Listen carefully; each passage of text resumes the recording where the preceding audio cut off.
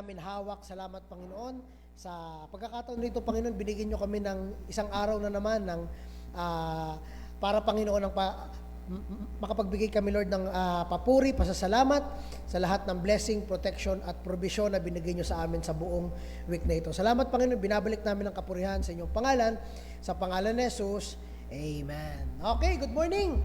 At habang yung iba naghihintay, stay muna kayo dyan. Yung ano po ni Sistine, pwede na kayo pumunta. Okay? So, sa lahat po ng mga nandito, tayo po ay nagpapatuloy sa ating pag-aaral, no? Doon po sa doon sa Lord's Supper. At ngayon, bibigyan na natin ngayon ng kasagutan yung huling parte ng inaaral natin every Sunday na doon sa Exodus chapter 12. Patapos na tayo sa Exodus chapter 12, At doon sa pagtatapos na ito, natapos natin yung buong chapter at mga 2 Sundays tayo doon gumugol. Pero ngayon, get your Bibles at tatapusin natin ang Exodus chapter 12 sa konklusyon ng paglaya ng mga Israelita mula sa pagkakaalipin ng Ehipto, no? So, get your Bibles at buksan natin sa Exodus chapter 12.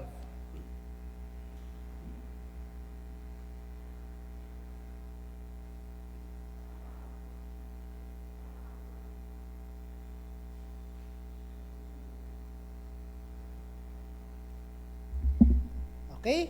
Andiyan na po ba tayo sa Amen? Exodus 12? Okay. So, lahat po tayo ngayong umaga ay tutukan natin ito, simulan natin doon sa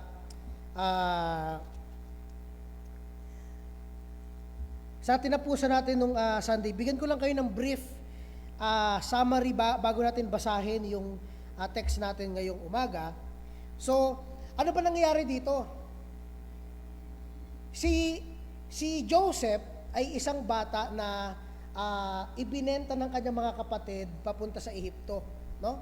At nung siya ay ibinenta ng mga kapatid niya papuntang Ehipto, hindi pala yun basta lang para siya ay pahirapan. Meron palang plano ang Diyos. Dahil nung napunta siya doon sa Ehipto, ang plano pala doon ng Diyos, siya ang sasagip, hindi lang sa mga bayan niya, pati doon sa lugar na pinuntahan niya, mula doon sa tagutom.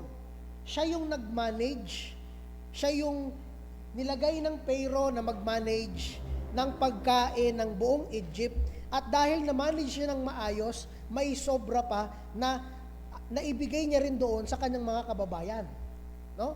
Ibinenta yung mga pagkain na yun. Nung nagkaroon ng tagtuyot, ibinenta niya yung pagkain na yun, nakakain sila. Maraming nakaiwas nun sa kamatayan dahil nung dumating yung tagutom, yung Egypt merong stock ng pagkain na ibenta nila nung nagkaroon ng tagutom. Ngayon, nakilala si Joseph bilang isang merong opisyal na katungkulan doon sa Ehipto. Pero gusto ko po na makita ninyo, sa likod ng lahat ng yon, nagsimula yon doon sa pang-aapi ng kanyang mga kapatid. No? At dahil doon, napunta siya pagkakala ng tao, grabe yung nangyari sa buhay ni Joseph. Pero ang sabi doon, God meant it for good. Yung masamang nangyari sa kanya, ay meron palang daan papalabas ang Diyos doon, naghanda ang Diyos ng daan papalabas, at hindi lang siya basta pinatakas doon sa kanyang sitwasyon, pinalakas pa yung kanyang posisyon. Hindi lang siya basta tao sa Ehipto. May katungkulan siya na kasing taas na pwede siyang mag-utos ng mga bagay. Nung namatay yung kanyang tatay, inilibing yung tatay niya doon sa lugar, at alam nyo ba, yung libing na yon ay naging public na paglilibing. Parang may isang artista tapos yung kanyang tatay ay namatay. Yung mga tao, yung tatay ni ganito, namatay na, di ba? Mababalitaan sa TV. Ganon rin yung nangyari sa kamatayan ng tatay ni Joseph. Ganon siya kakilala. Pero nung dumating yung pagkakataon na nagkaroon na ng bagong Pharaoh, ito na yung pagpasok ng Exodus. Yung story ni Joseph nasa Genesis . Pagtapos ng Genesis, pumasok yung Exodus. Bakit? Kasi dumating na yung pagkakataon na wala ng, nung namatay na si Joseph, yung mga Israelita nakikilala pa siya, pero yung bagong hari o yung bagong Pharaoh, hindi na siya kilala. Kaya ngayon, yung mga Israelitang nakatira sa Egypt, pinag-isipan niya ng masama. Bakit kayo nandito? Bayan namin to, bakit kayo nakikitira dito? Nagkaroon siya ng parang racist profiling. Hindi ka Egyptian, bakit nandito ka? At dumadami pa kayo. Imbis na pagkainan ng aking mga kababayan, ibinibigay pa sa inyo. Anong ginawa ng Pharaoh? Yung mata niya nakatutok sa mga Israelita, sabi niya, pahihirapan ko ito. Ano yung ginawa niya? Inalipin niya. Lahat ng mga magagandang building sa Egypt, yung mga Israelita ang gumawa. At tandaan niyo po ito, ang bayad sa kanila ay hindi maayos. Hindi sila binayaran ng maayos. Merong pagkain, pero hindi sila binabayaran na parang normal na tao, no? O na manggagawa. 'Di ba? And that's why, mga kaibigan at mga kapatid, makikita nyo, sa Bible, hindi lang po diyan pinapakita yung ating faith sa Panginoon. Pinapakita rin diyan ang justice at yung righteousness o katuwiran ng Diyos. Na tayo dapat mga Kristyano, tingnan nyo rin ito. No?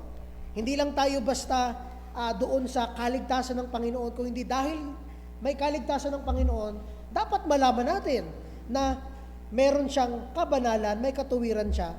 Pag kayo nakakita ng ganon, anong nararamdaman ninyo? Anong nararamdaman natin? Pag nakakita kayo ng injustice, hindi lang sa kapwa, kung hindi pati sa bayan. No? Parang nagkikita yung nakatutok sa politika. Hindi hindi. Pinag-uusapan natin dito ang katuwiran ng Diyos dahil doon sa Egypt, ganun yung nangyari sa kanila. Nagkaroon ng profiling. O ikaw, Egyptian ka, okay. Israelita ka, alipin ka, magtrabaho ka, no? Kaya mga kaibigan at mga kapatid, hindi alam ng mga Egyptian na nung nagplano sila, may plano rin ng Diyos. Sa simula ng Exodus, merong isang bata doon na nakatakas. Sabi nung Pharaoh, patayin lahat ng mga lalaki. Bakit? Kasi pag may mga lalaki sa panahon na yon, dadami pa yung mga Israelita. Dadami pala yung lahi nila. Kaya ang sabi niya, patayin yung mga kalalakihang baby. Yung bata na yun nakatakas. Inilagay siya ng nanay niya sa isang lalagyan, pinaanod siya doon sa river, at saan siya nakarating? Alam na alam niyo tong story na to. Nakarating siya saan? Doon sa daughter ni Pharaoh. No? Kaya si Moses ay lumaki bilang isang hindi common, kung hindi bilang isang royalty. No? Pinalaki siya ng isang prinsesa doon sa kanilang panahon. Pero, nung nakilala niya kung sino siya, Israelita pala talaga siya. Nung nakita niya yung kanyang kababayan na sinasaktan, ano yung reaction ni Moses? Napatay niya yung nanakit doon sa kababayan niya. Kaya siya nagtago. Saan? Sa wilderness. No? So ngayon, ano mangyayari doon sa mga alipin ng mga Israelita? Akalain nyo ilang years sila na alipin. Ilang years sila inaalipin pa rin, umiyak sila, Panginoon, tulungan mo kami. Pero ang Diyos ay kumikilos na pala. Nung tumakas si Moses, kinausap siya ng Diyos sa pamamagitan ng burning bush. Bumalik ka, harapin mo si Pharaoh, at sabihin mo sa kanya, palayain mo ang aking mga tao. Doon nagsimula yung storya bago tayo makarating sa Exodus chapter 12. Ayaw ni Pharaoh, alipin ko to, akin to eh. Itong mga tao na to, sa akin yan. Bakit ko sila papalayain? Kaming Egypt, ang isa sa pinakamalakas na bansa nung panahon na yon. Imagine, yung kanilang river, meron silang tinatawag na goddess ng river nila. Di ba? Yung goddess ng River Nile. At yung isa sa mga kilalang Diyos ng Egypt ay yung Diyos nila na lumikha. At ito yung may hawak ng araw, yung tinatawag nilang Sun God Ra, no? At itong mga Diyos na to ay nakilala ng mga tao nung panahon ng even the Israelites. Ngayon, ito yung nangyari. Nung dumating yung plagues ng Diyos, 10 yun 10 plagues. Bawat isang salot na pinadala ng Diyos ay para ipabuka kay Pharaoh at sa mga Egypt na yung mga Diyos nila ay walang kwenta. Ano yung una niyang winasak? Unang plague pa lang, wasak na yung isang Diyos nila. Yung Diyos ng River Nile. Anong ginawa ng Diyos? Ginawa niyang dugo yung tubig. May nagawa? Wala. Sunod, yung mga kuto, yung mga frogs, etc. Hanggang dumating tayo doon sa time na pinagmamalaki nila, ang aming Diyos ay ang Diyos ng araw, ang ginawa ng Diyos, pinadilim niya. Naka-record yun sa history. No? Sa history ng Egypt. At kung makikita niyo yun doon, isang sampal yun sa itong Diyos namin, Diyos ng araw.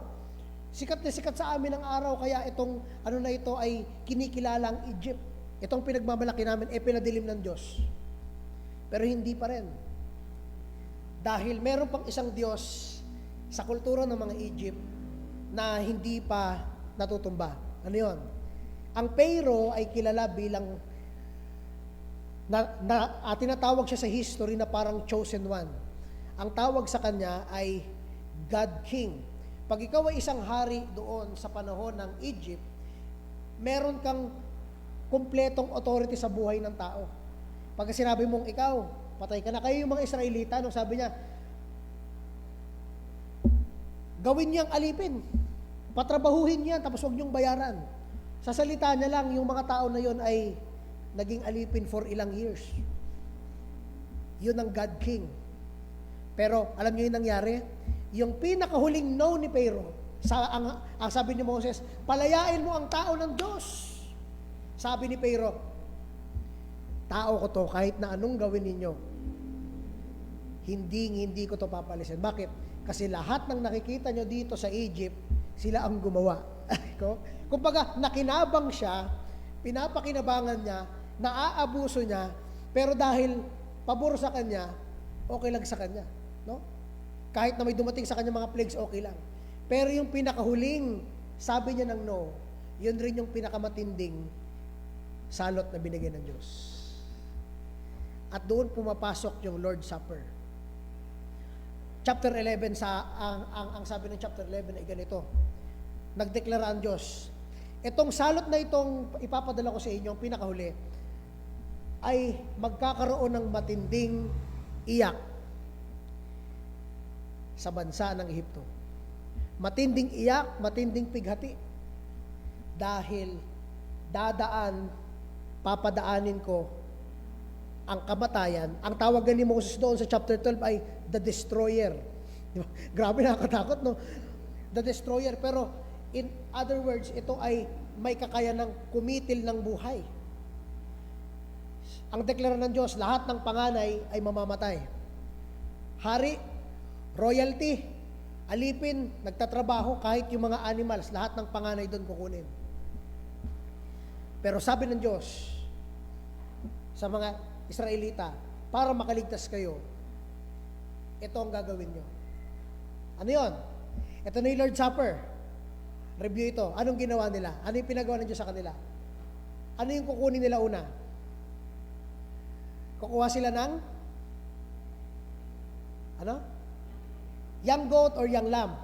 Tapos pagkuha nila ng young lamb, pag sinabi natin young lamb, redundant na kasi yung lamb, young sheep. No, kaya lamb. Yung lamb na kinuha nila, ano daw gagawin nila doon? Guys, review na lang to guys, 3 Sunday na natin tinaran. Anong gagawin nila doon? After nilang kunin yung lamb, papanatiliin nila hanggang sa pangilang araw. Pangilan? Importante ito. Ano po? Ano po? 4 days. 14 days. Yan. 4 days. Okay. Sa pang 14 na araw ng month na yon, papanatilihin nila yung lamb, yung young lamb. Okay? Tapos, pagdating ng 14, ano nang gagawin nila? Anong next step? 40 na. Umaga ng 13, magfo-40 na sa hapon. Ano ang gagawin na nila? Okay. Sige.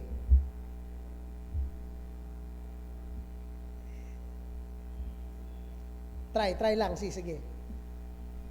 Pagdating ng 40 na hapon, ano yung gagawin nila? Yung sino? Yung lamb. Tapos, anong gagawin pag napatay na yung lamb? Okay? Okay, kukunin yung dugo, tapos yung karne ay ihahanda para ihawin. Okay, so yun na.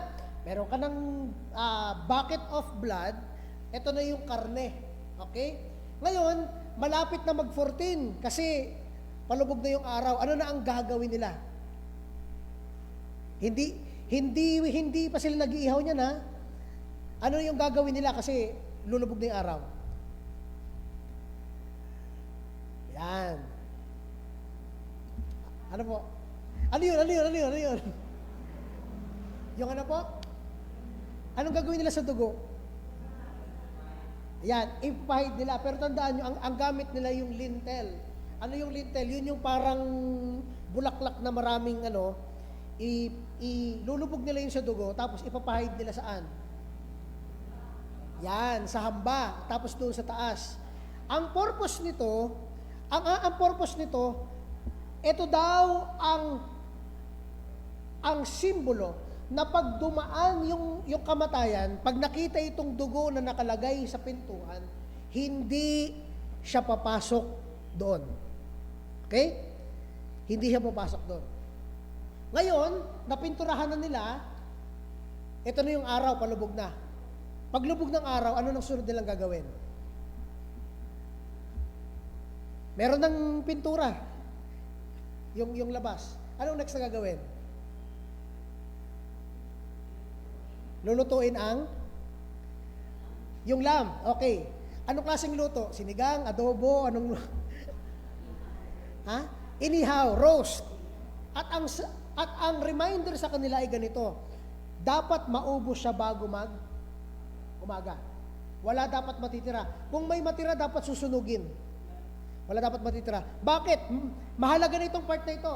Dahil pag roast nila, nung hating gabi, doon sa nabasa natin, nung hating gabi, dumaan yung kamatayan. Okay? At ngayon, doon na tayo papasok. Kasi pagdaan ng kamatayan, ano yung susunod na nangyari? Ito na yung babasahin natin sa Exodus chapter 12. Nandun na tayo sa storya. Okay? Nakasunod ba lahat? Okay? Nandun na tayo. Pagdating ng kamatayan, ano na ang mangyayari? Start tayo sa verse 29. Dadahan-dahanin natin yan pababa. Okay? 29, and then we will end with verse 51. Sabi sa verse 29, tingnan niyo ito mabuti. And it came to pass that at midnight, ano daw? Pinatay ng Diyos ang lahat ng panganay sa Egypt. Mula sa firstborn ni Pharaoh na nakaupo sa trono hanggang sa firstborn ng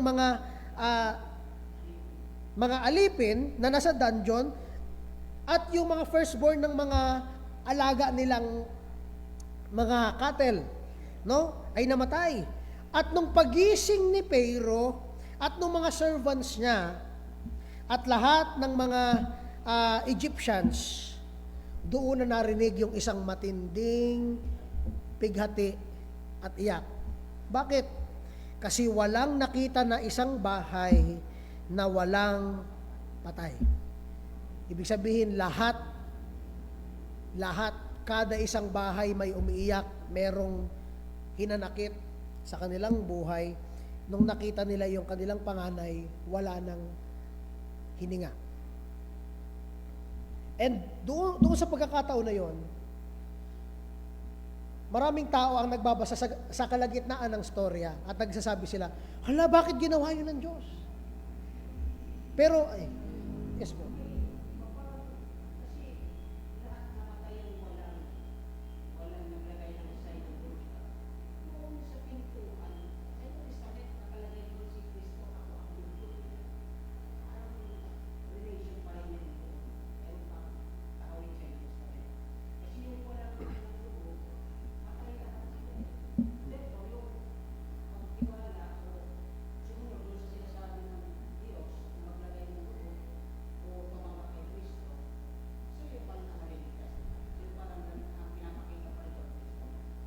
Opo, meron po siyang parallel po doon. Yung lamb ay tulad rin doon sa kaligtasan natin.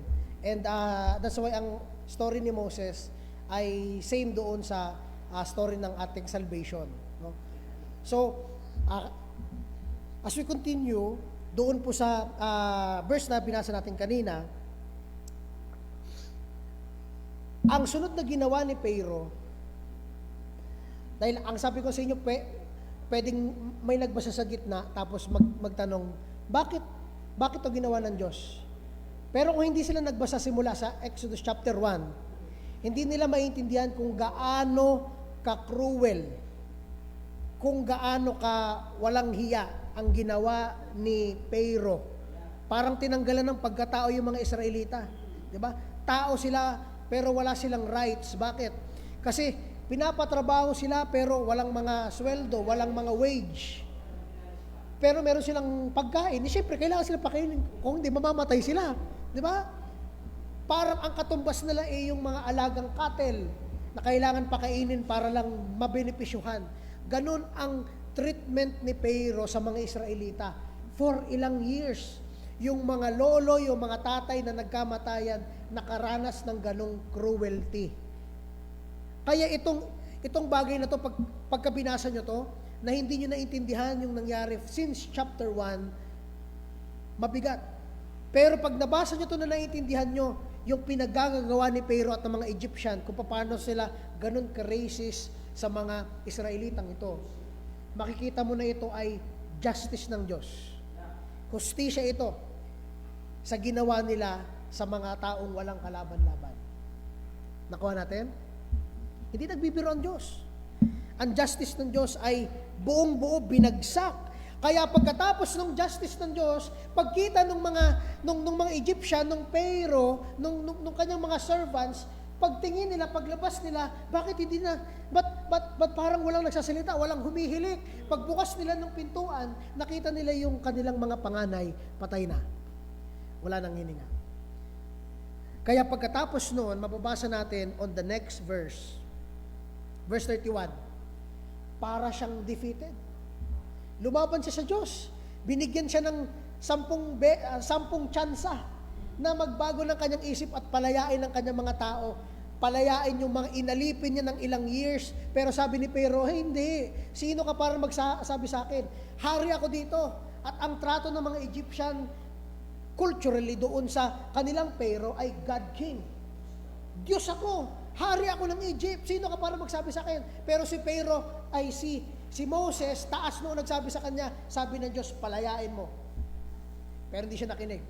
Ngayon, tinanggap niya ito. Yung pinakahuli niyang no, yung pinakamatinding binigay sa kanya ng Diyos. 10 chances, hindi siya nagrepent, hindi niya binago yung isip niya sa kasalanan, hindi siya nagbago. Anong nangyari?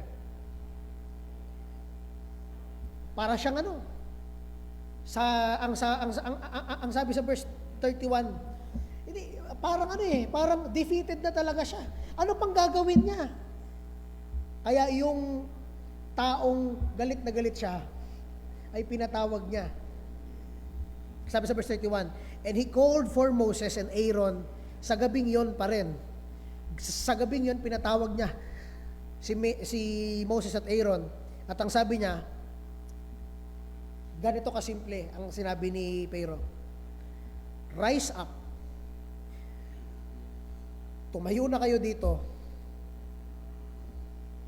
Tumayo na kayo at dahan-dahan na kayo. Hindi dahan-dahan. bilisan nyo. Umalis na kayo dito. No?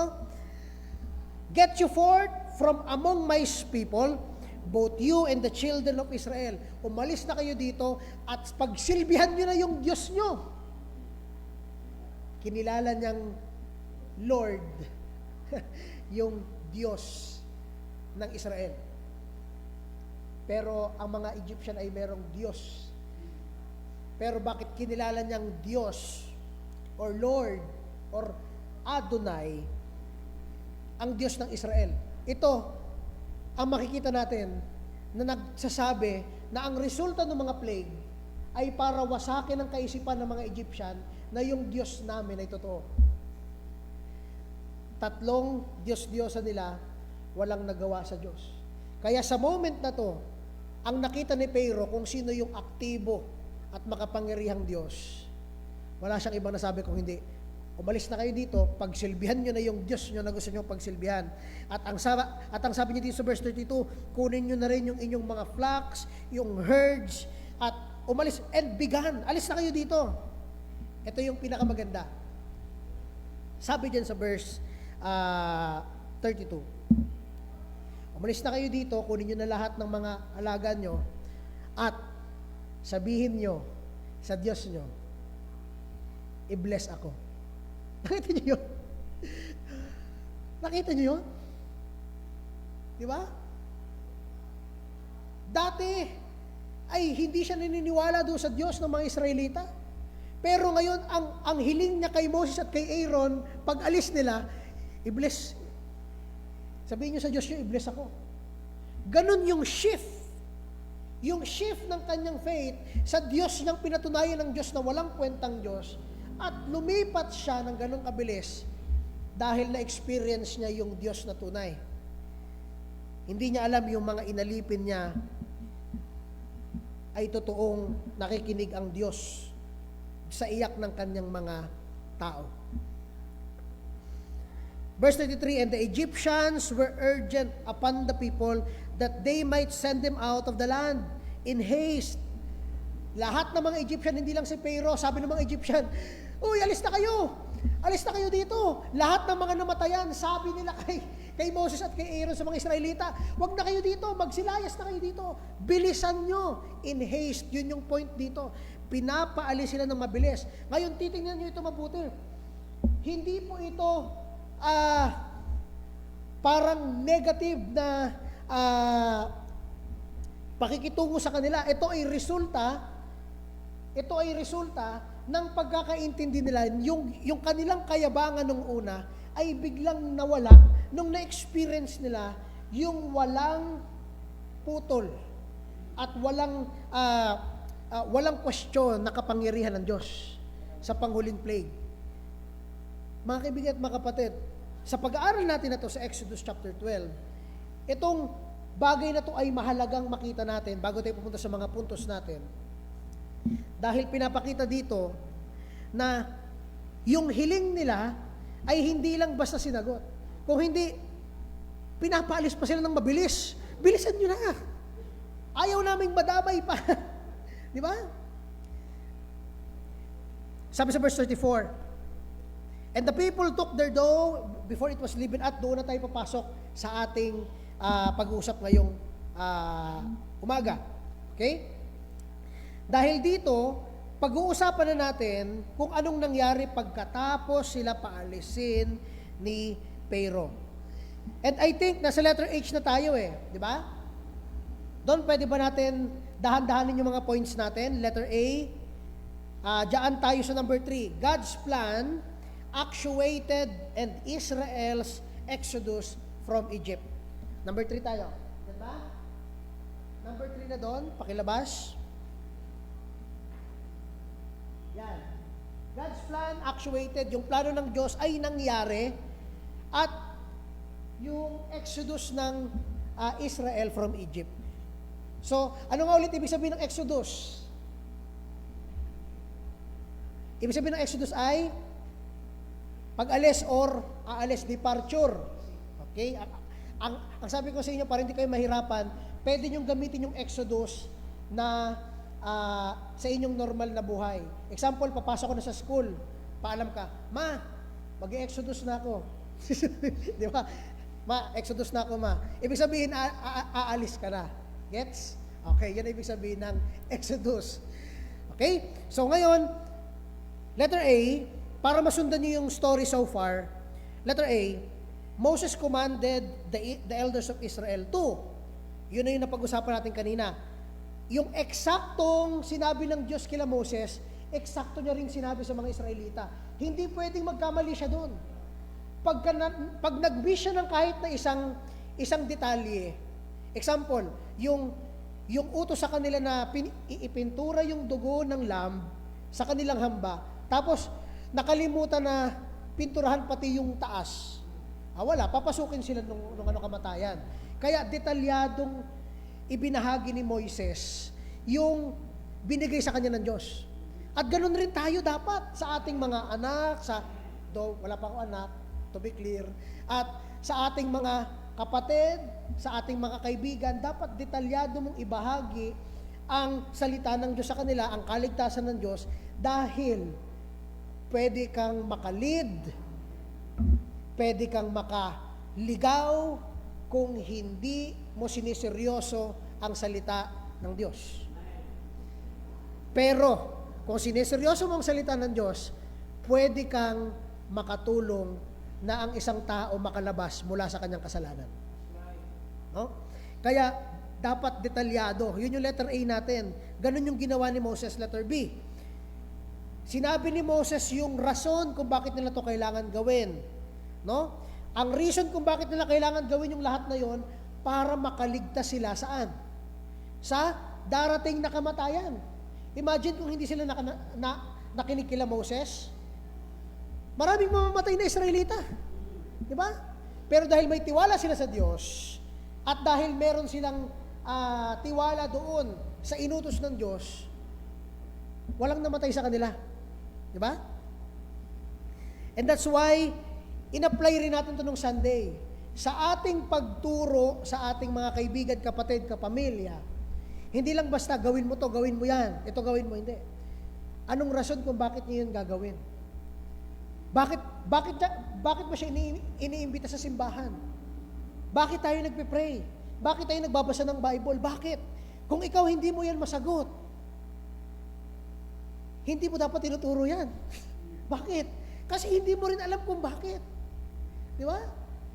Kung gumagawa ka ng isang bagay na hindi mo alam ang rason, ibig sabihin, sumusunod ka ng bulag. At hindi mo tinatanong ang rason kung bakit kailangan gawin ang mga bagay na to. Pag nagtanong ka sa isang Kristiyano, masasagot ka niyan. Bakit ka nananalangin? Ba't ka nagbabasa ng salita ng Diyos? Bakit kailangan mag-share ka sa tao ng gospel o ng kaligtasan na bigay ng Diyos? Bakit kailangan mo yung gawin? Bakit hindi lang yung ating career ang dapat pukusan? Bakit kailangan bigyan rin natin ng time ang ating spiritual life? Bakit? Kasi ang isang bagay, ang isang ginagawa na walang rason, anong tawag doon? No? Mga whims. Naisipan ko lang. Di ba? Bigla lang pumasok sa isip ko, ginawa ko. Sinubukan ko lang. Hindi tayo ganoon, no? Meron pong rason kung bakit tayo nag-church, kung bakit tayo nagbabasa ng Bible, kung bakit tayo nananalangin. No? At ang pinakapunot dulo niyan ay dahil niligtas tayo ng Panginoong Jesucristo. Sa kanilang posisyon, ang dahilan kung bakit nila dapat gawin itong inuutos ni Moses na nanggaling sa Diyos ay dahil ito lang ang paraan kung paano sila maliligtas. Kung hindi nila ito gagawin, magkakamatayan sila. Letter C. Hindi lang basta yon, yung pang 14 na day na ito, yun yung pinakamahalaga, yung 14th day, kung saan pinatay nila yung lamb, pinaduguan nila, pininturahan nila yung hamba, hanggang sa pagkain nila nung karne ng lamb, ay aalalahanin nila bilang isang utos. At hindi lang ito basta sa araw na yun, pwede panghabang buhay. hanggang sa mga susunod na lahi ng mga Israel, ay isi-celebrate nila ito. Yun ang reason kung bakit natin ito sinimulan. Kasi yung Lord's Supper na ginagawa natin, nung naglo-Lord's Supper sila, yun ay ang araw ng pang-14 na day ng Passover. Doon sila nag-prepare ng lamb na pinatay at ginawa nilang pagkain. Tapos pinapaalala ng mga magulang ng mga Israelita sa kanilang mga anak habang kinakain nila yung lamb. Hanggang ngayon ay culture nila ito. Pinapaalala nila kung paano sila niligtas ng Diyos nung panahon na sila ay naging alipin sa Egypt. Alaala nila yun habang sineselebrate ang Passover. Anong ulit ibig sabihin ng Passover? Literal na Passover. Nilampasan. No? Nilampasan. Yun ang ibig sabihin ng Passover. Hindi natin kailangan pahirapan. So pag sinabing Feast of the Passover, selebrasyon ng kanilang pagkakalagpas mula sa kamatayan. Okay? Gets? Ngayon, aalalahanin nila ito. They will observe this feast pag dumating na sila doon sa promised land. Letter D. Hindi lang basta yung meaning, kung hindi sinabi pa ni Moses sa mga elders, ang rason kung bakit gagawin nila yung service na to o yung worship na to, no? Dahil ito ay merong dalawang klaseng dalawang klaseng goal. Pag nagse-celebrate sila ng service nila sa Feast of the Passover, ito yung dalawang bagay na nangyayari. Ano yon? Una, okay? Yung una, ito ay nagsisilbi na worship sa Panginoon. Every time nagse-celebrate sila ng piyesta ng Passover, sila ay nagpupuri sa Panginoon sa ginawa niya sa kanila. Pangalawa, pag nagse-celebrate sila ng Passover, tinuturuan nila yung next generation kung ano yung ginawa ng Diyos sa kanila. Nakita niyo yun? No? Pagkilala sa Diyos, pagturo doon sa pagkilala nila sa Diyos. Kaya hindi lang yun natatapos sa inyo. Huwag kayong magsawa na magturo ng tungkol sa Diyos sa inyong mga anak, sa inyong mga kapatid, at sa mga mahal nyo sa buhay.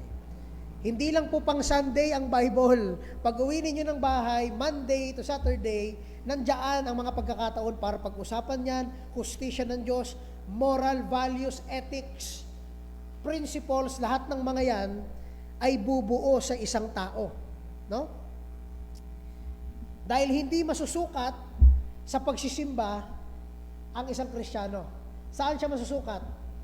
Sa kanyang prinsipyo, values, morality, and ethics na nanggaling sa Panginoong Hesukristo. Kuha natin? Pamumuhay natin. Nakakasunod po ba? Okay? Hindi lang yung label, Christian ako. Oo, Christian ako sa amin. Member ako ng 30 churches. Grabe, no? Ang dami mo ng churches na bit-bit. Di ba? Pero nagmumura ka. Delikado yan. Pag-isipan mo yan. Tagasunod ka ni Kristo pero nagmumura, mag-isip ka. No? Hindi yan biro.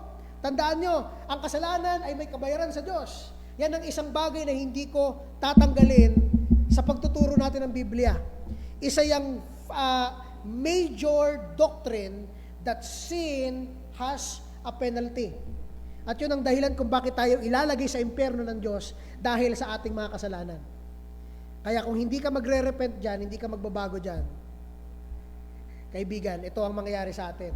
Yung galit ng Diyos sa Egypt sa kanilang cruelty sa mga Israelita, ganun rin ang galit ng Diyos sa lahat ng kasalanan na gagawin ng tao.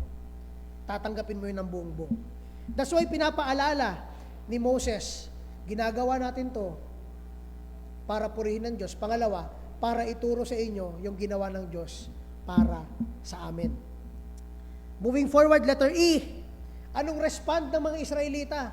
Pagtapos nilang marinig yung bagay na yon, ang sunod na nangyari, ano? Nagtigas-tigasan ng ulo? Di.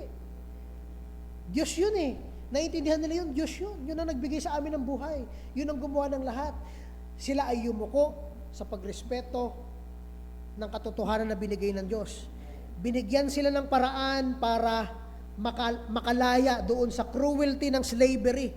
Number 2, alam nilang nag-provide ang Diyos. Kaya sino ba namang hindi yuyuko sa Diyos? Binigyan sila ng paraan para makalaya. Number 3, alam nila nung yung pagselebrar ng piyesta na ito ay paraan para purihin ang Diyos. Diba? Ang problema tayo mga Kristiyano, niligtas tayo ng Diyos, pero hanggang doon lang sa time na niligtas tayo. Pagtapos noon, balik tayo sa ating normal routine life. Everyday, alalahanin nyo, kung hindi dahil sa Diyos, impyerno ka. Pagbabayaran mo yung kabuuhan ng kasalanan mo sa impyerno.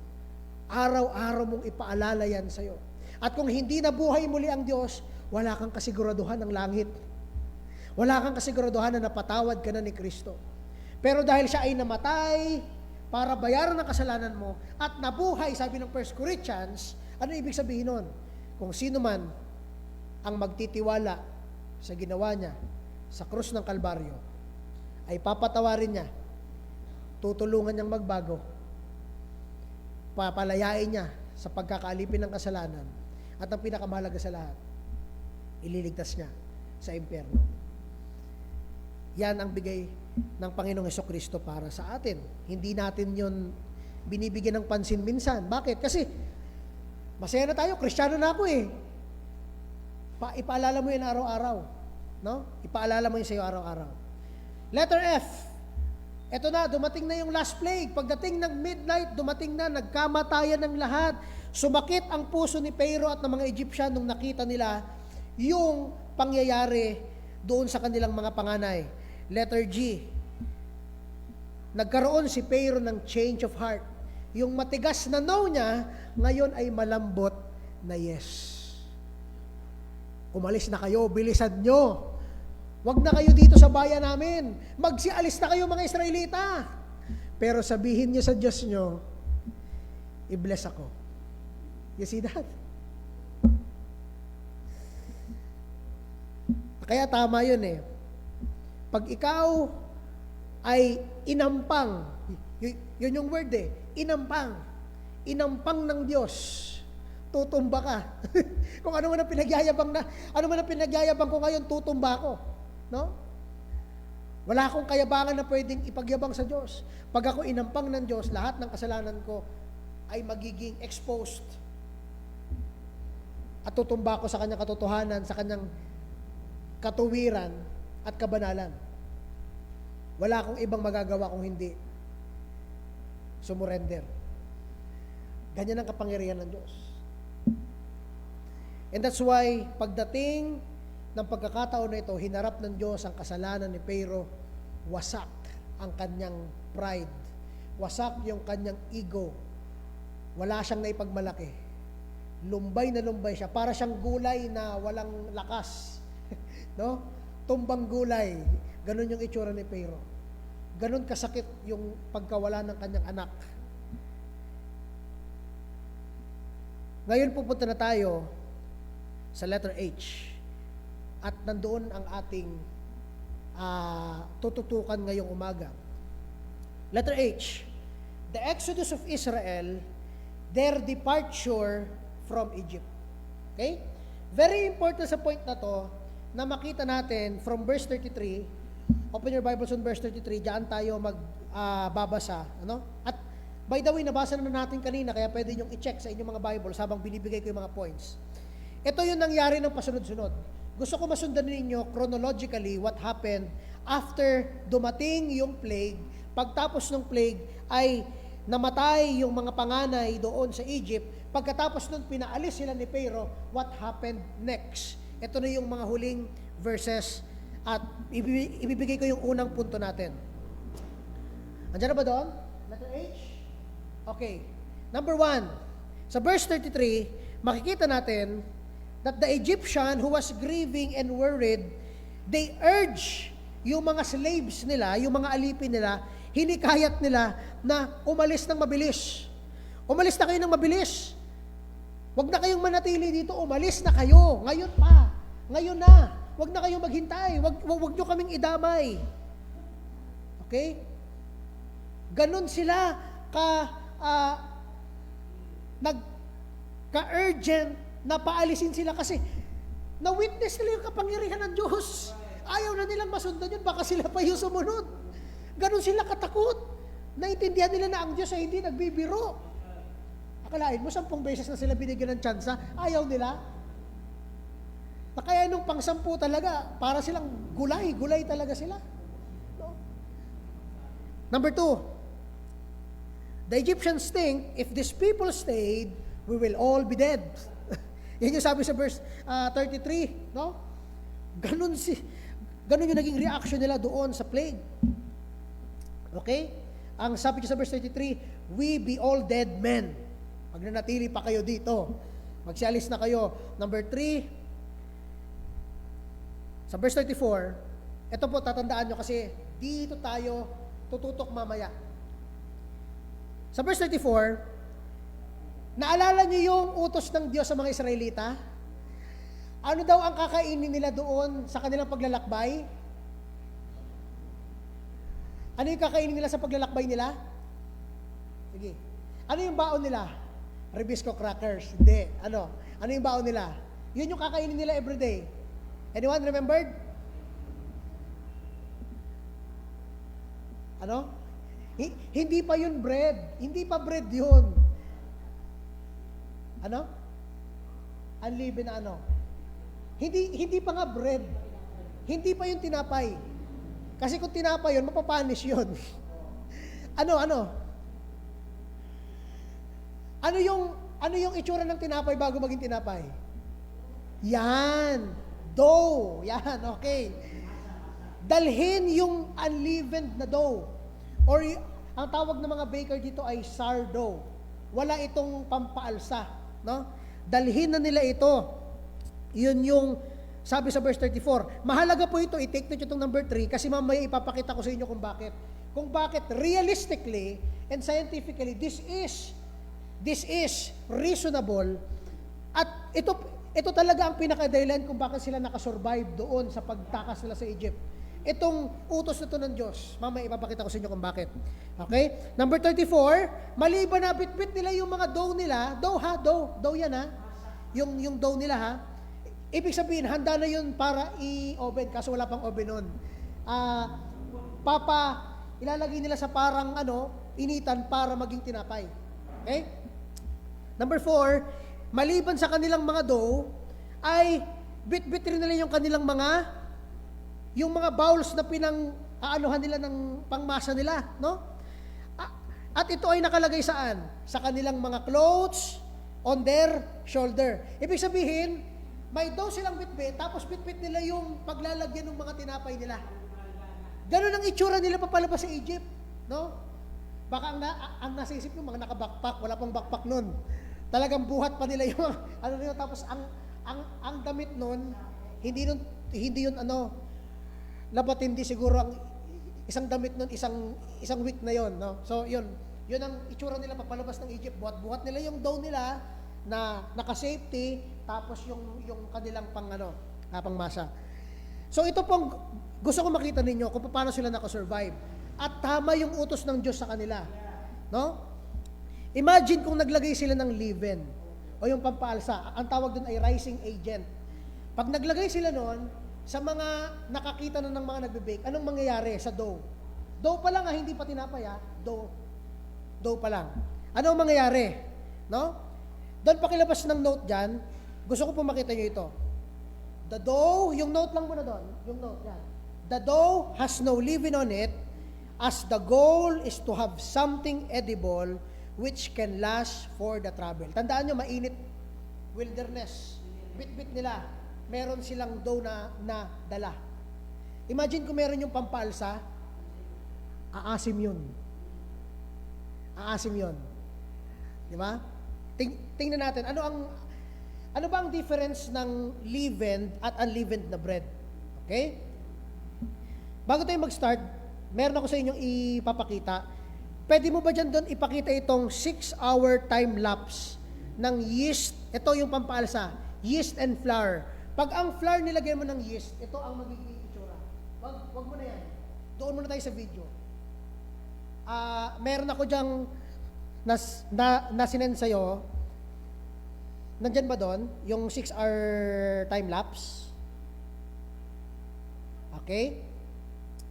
Para makita ninyo, yan, isend ko sa messenger para ma-play mo.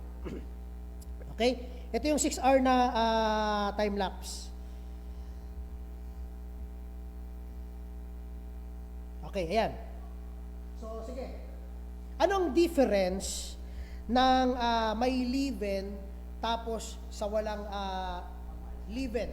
Okay? Na bread. Ayan doon. I-play mo yan. Okay. So, doon ang pinag-usapan natin na hindi pa siya bread. Yung bread kasi ay naluto na. Ito yung pa lang siya. Dough pa lang siya. Okay? Ito ay dough. Tingnan nyo ang itsura pag nilagyan siya ng pampalsa. Meron siya kasama ng pampalsa. Sige, play mo doon. Time lapse ito. Ibig sabihin,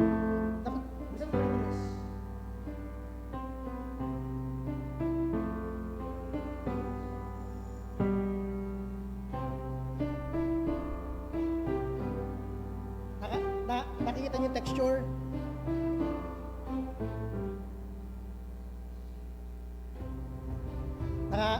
Nakita niyo yun? Imagine kung bit-bit mo yan sa t-shirt to. Tapos ang slimy. Bit-bit mo yan. Paano mo yung bibit-bitin? Sige. Nakita niyo kung gaano siya kalambot? No? Ganyan ang merong rising agent, no? Pero by the way, time lapse yan, ha? Yung dough na pinapadala sa kanila ay good for 7 days. 7 days, ganyan ang bit-bit mo. Tapos patuloy siyang patuloy siyang lumalaki. Okay? Hindi siya nag-stick, nagbi-break siya. No? Nakita niyo yan? Diyan pa lang makikita niyo ang kalat. Okay? Ngayon, ipapakita ko naman sa inyo, habang naka-play pa yan, ipapakita ko sa inyo ito naman na walang rising agent. Okay? Itong video naman na to ay wala siyang pampaalsa, wala siyang yeast. Ang tawag na nila dito ay pita. Hindi yung pitang biscuit, ha? Kundi ang tawag nila dito sa Middle East ay usually pita or yung mga bread na flat bread, ganon, ano? Nakita mo doon? Sige, i-play mo diyan. Ito yung mga dough na walang yeast. Tingnan nyo kung anong itsura niya para makita nyo ang difference. Diyan doon? Pa-play nga. Sige. Okay. Tapos mamaya i-compare natin yung mga karakteristika. Tingnan nyo mabuti. Okay? Wala tong yeast. Okay. Yan yung dough. Okay? Yan yung dough. Anong difference doon kanina? Meron kayo napansin? Meron kayo napansin na pagkakaiba? Sa texture? Yan. Nalagay na sa apoy. Tapos yan. Yan na. Yan na, pagkain yan. Oh, di ba nakita nyo? Yan na. Yan yung pita na tinatawag. Or yung unleavened na bread. Yan ay delicacy talaga sa ibang doon sa Middle East. Usually hinahalo yan sa mga food, sa curry, yan na ganyan, no? Pero yan ang picture nung dough na walang pampalsa. Ngayon, i-compare natin doon, pwede pakilabas ng table. Tingnan niyo 'to mabuti. I-compare ngayon natin siya doon sa mga nakita ninyo, ano? Tapos may link diyan doon sa mga table na yan, i-check mo na lang, okay?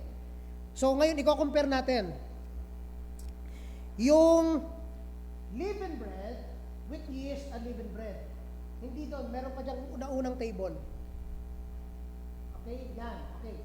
So ang biblical name niya ay chametz, sa with yeast. Yung walang yeast, ang tawag sa kanya ay matzah, no? So, ano ang content ng dough? Ang content ng bit-bit na dough ng mga Israelita ay ito, flour and water at wala tong yeast. So, ibig sabihin, bilog lang talaga ito na flour na nilagyan ng tubig. Binilog. Binilog. Sa kabila naman, yung may yeast, ito ang content niya, same rin, flour, water, and yeast. Okay? Ngayon, doon tayo sa texture. Pag ang dough ay nilagyan mo ng yeast, expect mo na yung dough na yon ay aalsa. Magiging siyang airy, spongy, stretchy. Ibig sabihin, para siyang sticky na parang goma, no? Na ma-stretch mo siya. So, as the yeast ferments, it changes the chemistry of the dough. Nagiging siyang, from solid yung kanyang texture, nagiging siyang slimy. Nagbabago yun dahil sa rising agent. Kasi, para siyang buhay na fungus, fungi. Hindi yun masama na fungi. Ang fungi talaga ay isang, nagbibigay ng chemical reaction doon sa dough. Kaya siya nagiging malambot. From solid, nagiging siyang parang sticky, na liquid-like na substance. Kaya ang sabi niya, nagiging siyang gooey ang texture niya habang nag-expand siya. Compared naman doon sa walang yeast, ito ay isang thick na paste, dense, solid, and stay as it is. Para siyang para siyang brick. Alam niyo yung brick? Anong brick sa Tagalog? Ba't kasi ako nag-English? Ano kayang brick? Parang hollow blocks. Yan, parang ganon. Ganon siya. Para ka may bit-bit na hollow blocks versus may bit-bit ka na parang clay. Malaking clay na lumalaki ng lumalaki at madikit.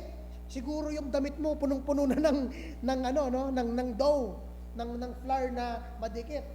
Ganon yung difference. Kaya imagine, sobrang planado ng Diyos yung pag-alis ng Israelita na bago pa nangyari yung Exodus na yon, ay sinabihan na silang maghanda kayo ng mga dough na dadalhin ninyo na walang leaven, no? Bago pa mangyari lahat, bago pa sila palayasin sa Egypt, sinabi na ng Diyos sa kanila maghanda kayo. Kasi imagine ang difference kung naglagay sila ng leaven. Ganun kalala, maglalakad silang mayroong mga tikit-tikit dito kung ano nangyari sa kanila. Kumpara doon sa walang yeast. Talagang lang siya, solid lang. Bit-bit niya, solid. So bilang bread, ang pagkakaiba naman, yung mga pandesal na nakakain nyo ngayon, yun yung merong soft and airy and fluffy, yung mga masarap na tinapay. Yun naman yung sa kabila, para siyang cracker. Matigas siya, hindi siya tulad ng bread na fluffy. Yun ang difference ng may yeast sa wala. And the next, ito yung visual sample doon, pwede mong kita ito. Okay? So, bibigyan ko pa kayo ng isa pang sample. Okay? Check mo doon kung same lang. Okay? Same lang? Sige. Okay. So, next table. Punta tayo doon sa context naman, nung maglalakbay na ngayon sila, ano yung kahalagahan na hindi nilagyan ng yeast? Kumpara sa nilagyan ng yeast. Okay, ito.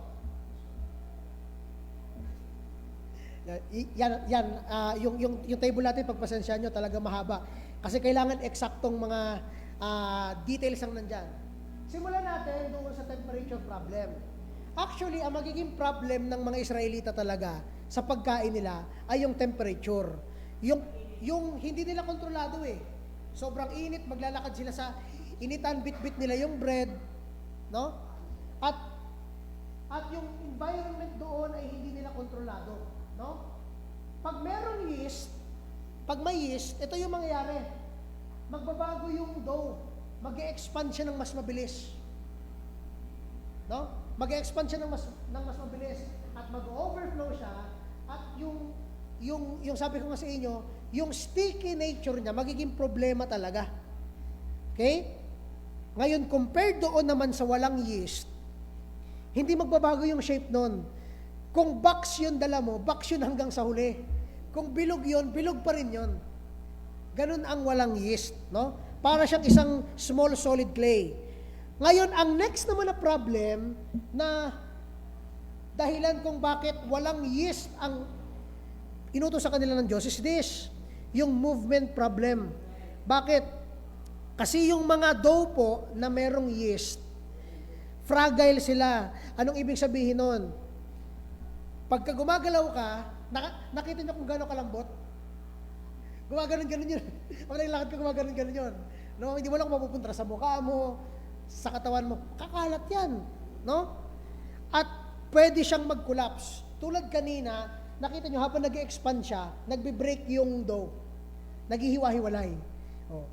Malay mo, pang-apat na araw mo na pag-check mo, ganyan na lang yung dough mo. Yung iba na iwan na kasi hindi mo napansin. Naglalakad silang mabilis.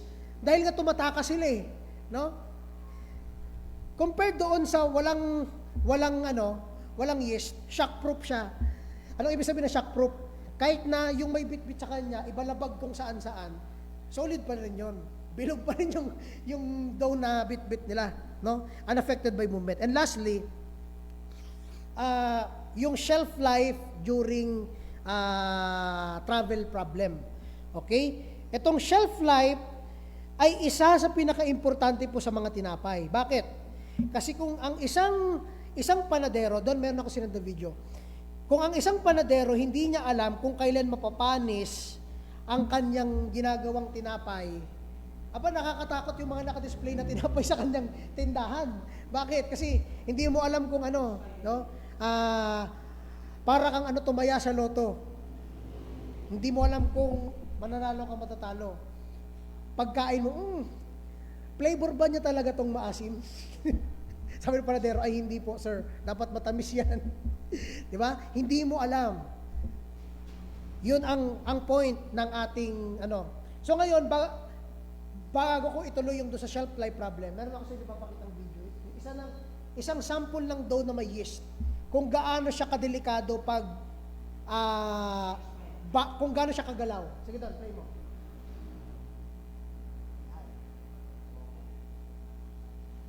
Yan ang isang example ng sourdough. Buhay yung rising agent niya. Patuloy nagbibigay ng chemical reaction, kaya nagiging siyang parang liquid-like. No? Nakita nyo? Yan ang yeast, ganyan ang ginagawa ng yeast. At talagang very siya. Okay? So, imagine bit-bit mo yun sa disyerto. Galaw-galaw sa katawan mo. Tapon-tapon yan. Wala pa nun mga Tupperware, by the way, ha? Wala pa nun mga Tupperware. Oo. Ang mga bit-bit pa lang nila, mga pa lang yun, mga siguro, mga kahoy-kahoy. Wala pang Tupperware nun. Wala pang lock and lock. Wala pa nun. Okay? Nakuha ba? Nakuha yung picture? Okay, next doon, shelf life. Magiging problema ang shelf life. Why? Dahil ang meron pong yeast sa init, mamamatay yung agent niya, no? Mamamatay yung pangpa-rise ng agent, magkakaroon ng molds. Magkakaroon yun ng bad bacteria. Kaya aasim siya. Gets natin? Kaya siya umaasim. Yun ang nagiging danger. Pag may rising agent, tapos hindi mo pa kontrolado yung temperature, sa oven, ang bilis lang nun di ba? Sa oven. Imagine 7 days mong papanatilihin yung dough na yon. 7 days? Talaga masisira yun. 7 days sa initan. Siguro pang second day pa lang, panis na ang lasa o ang amoy. No? Compare doon sa walang rising agent, talagang siya, usable for a longer time. Yan.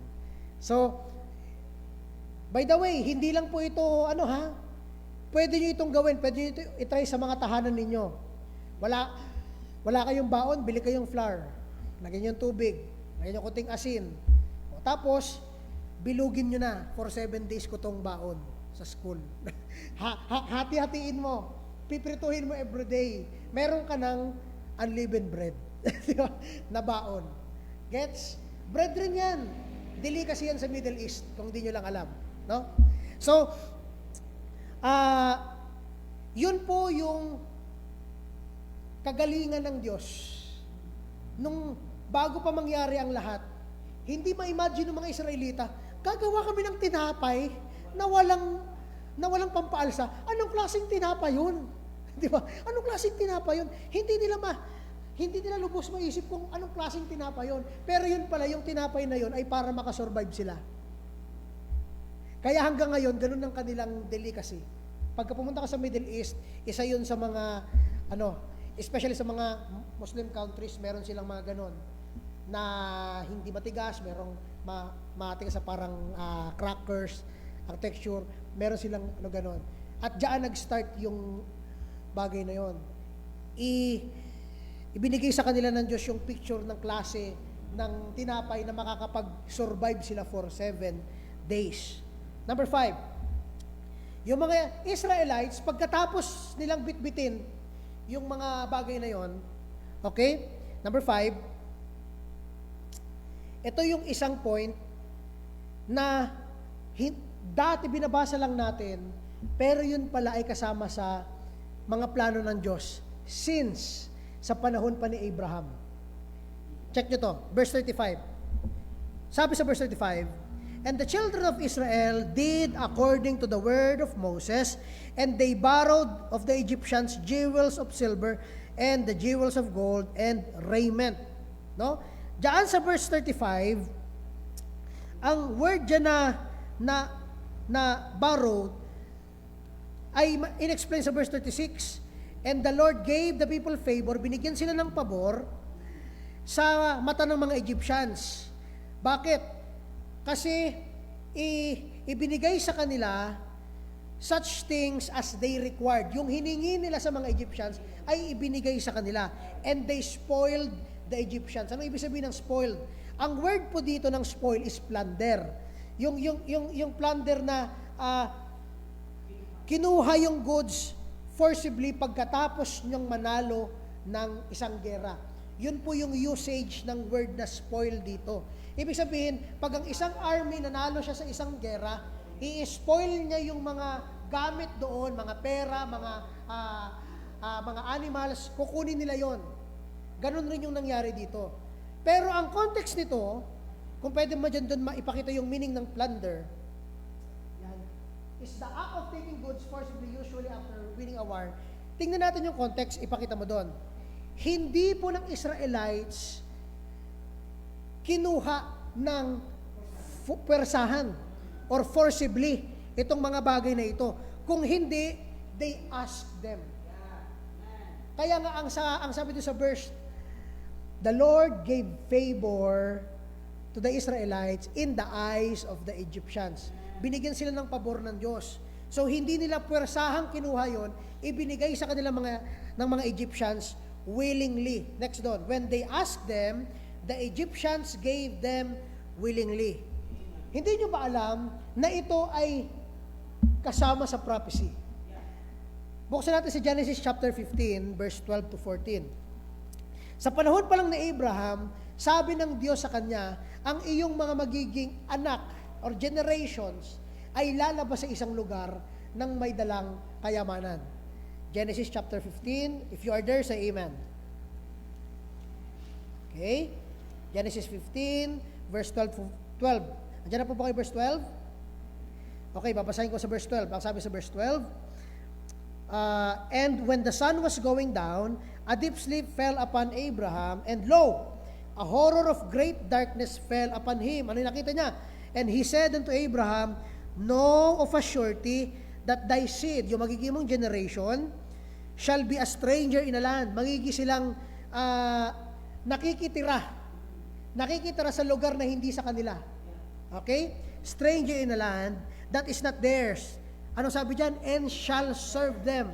And literal na naging alipin yung mga Israelita. "And they shall afflict them," tingnan nyo to, 400 years. No? Yun yung ibinigay ng Diyos na vision kay Abraham, yung iyong magiging seed ay papahirapan 400 years. Tandaan niyo yung word na yan. Kung may pangsulat kayo sa inyong mga notebooks, isulat nyo, 400 years. Makikita nyo mamaya na meron itong eksaktong number sa Exodus. Okay? Now, let's go sa verse 14. Sabi sa verse 14, and also, that nation whom they shall serve, anong sabi dyan? Will I what? Will I judge?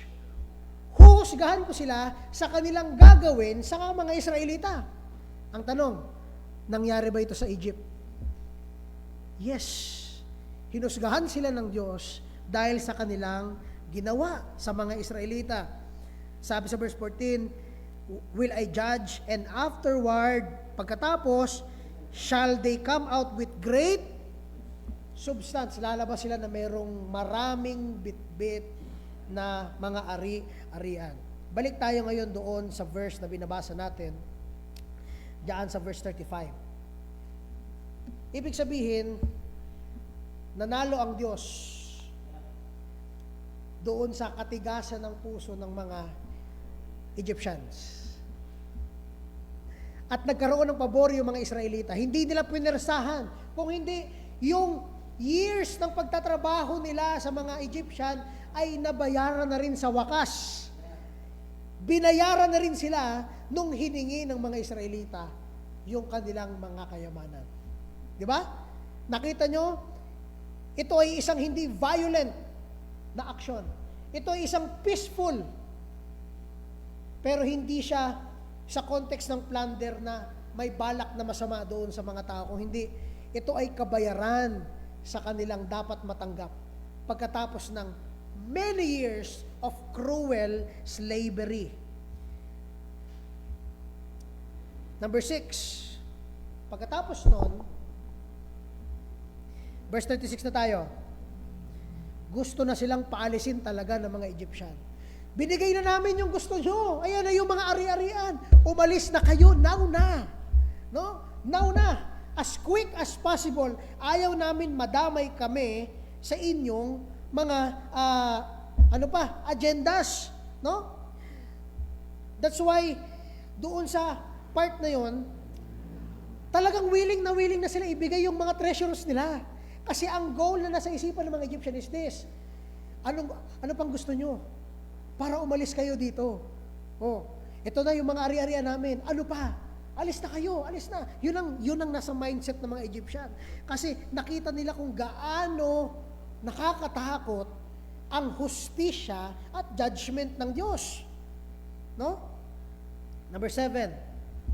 The Israelites and other people join them in departure, seeing how the Lord worked in Egypt. Hindi lang po mga Israelita, kung hindi pati yung mga naging parte na ng community ng Israel ay sumama sa kanila. Kasi nakita nila kung paano gumawa ang Diyos, isang tunay at buhay na Diyos sa Egypt. Kaya sumama sila sa mga Israelites. And number 8, nagsimula na rin silang kumain ng kanilang unleavened. Ang word nga dyan is cake. Unleavened cakes. Galing sa dough na pinipare nila galing sa Egypt. I-note nyo ito. Next doon, meron yata ako dyang note. Sa first day, necessity ito. Anong ibig sabihin? Kasi kailangan nilang magmadali. Galing doon sa landang Egypt, kailangan nilang magmadali. Kailangan ng pagkain nila, yun lang na pita, yun lang na unleavened na bread. Pero mga kaibigan at mga kapatid, yung second day, may choice na sila. Bakit? Nasa wilderness na sila. Pwede sila manghunting ng kung ano-anong mga animals doon. Bakit pa kami kakain itong matigas na to? Pwede naman kaming humanap ng mga animals na pwedeng huntingin sa paligid. Meron silang choice, by the way, ha? Pero mga kaibigan at mga kapatid, nagtiwala sila sa Diyos. Patuloy nilang kinakain yung unleavened bread na yon. Kasi, bibigyan ko lang kayo ng spoiler, kating spoiler lang, kung hindi nila sinunod sa 7 araw na yon, na yung pita lang, o yung unleavened bread lang kakainin nila, maaabutan sila ng mga Egyptians. Kasi the moment nung makarating sila sa Red Sea, nagbago yung isipan ni Pharaoh. Habulin natin yung mga alipin natin. Ang sabi nga ni Pharaoh, bakit ko kaya sila pinalaya? Bakit ko kaya ginawa yun? Kahit siya hindi niya maintindihan.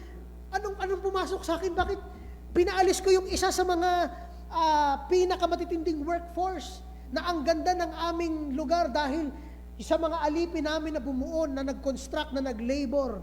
Bakit ko sila pinaalis? Pumasok sa isip yun ni Pharaoh.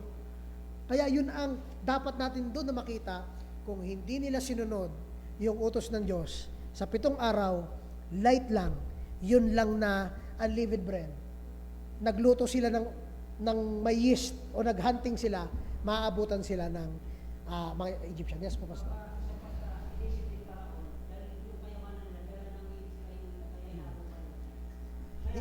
Opo, dahil parang na hingian yung Egyptian doon sa moment ng kanilang pagiging open na parang sa point na isahan kami doon nakuha yung mga kayamanan namin kaya siguro kasama rin yun sa reason na hinabol nila yung mga Number 9, at magtatapos tayo dito.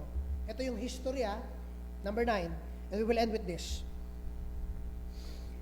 Di ba nabasa natin kanina sa Genesis? 400 years. Look at this. Verse 40, 41, 50, 51. Open your Bibles now.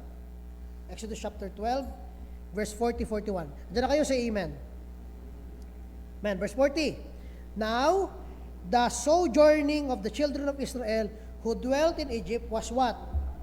430 years. And it came to pass at the end of the 430 years, the selfsame day, sa 14th day ng month of Nisan, ito yung pang 430 years, sa araw na pang 14th day ng Nisan, sabi dyan sa verse na yan, the selfsame day, it came to pass that all the hosts of the Lord went out from the land of Egypt. When we say host, it means armies. Tandaan po natin, ang mga Israelita noon ay hindi pa bansa. Sila ay tribo. 12 tribo na hiwa-hiwalay. Kaya ang tawag sa kanila, host of the Lord. The armies of the Lord. Nakaalis silang lahat. Walang natira, walang naiwan. Bakit? Anong rason? Kasi sumunod sila sa utos ng Diyos sa kanila. Imagine, isa lang ang hindi nila sundin doon. Aabutin sila ng karwahe. Aabutin sila doon, patay sila doon. No? Meron na sana mga gold na bracelet. Maabutan pa, no? Ginto na, magiging pa. Bato na, hindi joke lang. Pero, yun yung point.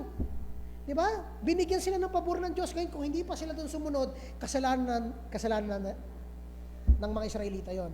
Pero that's why, ang storya ng Exodus ay successful. Bakit? Kasi yung Israelita ay nagtiwala sa Diyos. At yung mga Israelita ay tinulungan ng Diyos. That's why the Exodus is a successful escape story. After 400 years, dyan sa number 9 natin doon, after 430 of years of living in Egypt, till this day, the 15th of Nisan and forward, the Lord brought the Israelites out of the land of Egypt. Nakatakas na sila finally doon sa lugar ng Egypt. Pabalik na sila sa Promised Land. And by the way, kung hindi nyo alam, ang Promised Land ay hindi bagong lugar. Doon nagmula sila Joseph. Di ba? Yung kwento ko sa inyo kanina, ibinenta si Joseph, napunta siya sa Egypt. Pero yun pala, ibabalik rin ng Diyos yung pamilya ni Joseph, pabalik sa Promised Land or doon sa Canaan. Okay? And that's the story of Exodus. Hanggang ngayon, sineselebrate ito ang sabi ko sa inyo, every 14th month of Nisan, that's January, if I'm correct. Doon, pwede pakitingin ng calendar kung kailan yung Nisan compared sa ating Gregorian. Okay? Para makita nyo kung when. Okay? Yan, pakilabas yan doon. Yun ang history ng Lord's Supper. Culturally, sineselebrate pa rin nila yon. Kaya, I mean ang Passover. Kaya mga kaibigan at mga kapatid, next Sunday, pag-uusapan na natin, the moment na nag-initiate ang Panginoong Hesukristo ng kanyang Lord's Supper, malaki ang parallel ng kanyang pagkamatay sa krus para iligtas tayo doon sa ginawa ni Moses sa pagligtas sa mga Egypt. Kaya habang kumakain sila ng Feast of the Passover, niligtas tayo ng Diyos, nung pinatay niya yung lamb, yung dugo ng lamb na yun pinuna sa hamba ng pintuan, nung dumating yung kamatayan, nakaiwas tayo. Habang kumakain na sila ng roasted lamb, sinabi ng Panginoon, kunin niyo ang kopa at ang tinapay. This is my blood, and this is my body, which I will give to you. At nabasa natin na yung pagbigay niya na yon sa Isaiah para wasakin yung katawan niya, para sumabo yung dugo niya, para siguradong patay itong tao na to. Ang rason kung bakit, para bigyan ka ng pag-asang mabuhay. Nakita niyo yun? Pag-usapan natin yan sa Sunday. Rooted in history, ang Lord's Supper is a very important thing para sa ating mga Kristiyano. Independence Day, dapat natin yun. Parang independence celebration. The moment na namatay si Kristo sa krus, dapat every time na inaalala natin, magpasalamat tayo, Lord, salamat sa ginawa mo sa krus. Kasi dahil doon, nakalaya kami. Tulad ng pag-aalaala ng mga Israelita, every time na sineselebrate nila ang Feast of the Passover, inaalaala nila, salamat Panginoon Diyos, dahil nag-provide ka ng paraan para kami ay makaligtas sa kamatayan. At inutusan mo kami na kumuha ng lamb, patayin, ipunas ang dugo sa pintuan para hindi kami daanan ng kamatayan. Nakuha ba natin? No? Let's talk about that next Sunday. Excited na ba kayo next Sunday? I-compare natin yan, ibabangga natin yan. Okay, may natutunan ba this morning?